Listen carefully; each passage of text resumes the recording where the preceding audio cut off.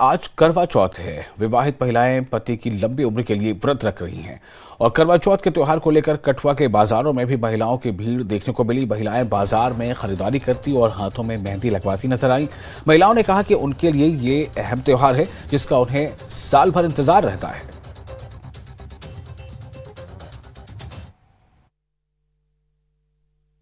और हम करवा चौथ सेलिब्रेट कर रहे हैं, इसकी हम तैयारी कर रहे हैं। और ये त्यौहार तो बड़ी सेलिब्रेट से हम मनाते हैं, धूमधाम से, साल से एक बार आता है। तो इस त्यौहार की हमें बहुत बेसब्री से इंतजार होता है। शॉपिंग करनी है, बैंगल्स वगैरह लेनी है और देनी भी होती है। त्यौहार देने भी चाहते हैं अपने रिलेटिव को, बस मेहंदी वगैरह लगवाओ, ये वो सब कुछ सेलिब्रेट करते हैं। ये त्यौहार तो हमें हर साल, हम चाहते हैं कि हर साल सेलिब्रेट करें। ये बहुत अहम त्यौहार है। हमारे हिंदू सनातन में इसकी बहुत मान्यता है ना। ये आदिकाल से चला आ रहा है और बहुत बेस्ट त्यौहार है और हम सब भी इसको बहुत अच्छे से सेलिब्रेट कर रहे हैं।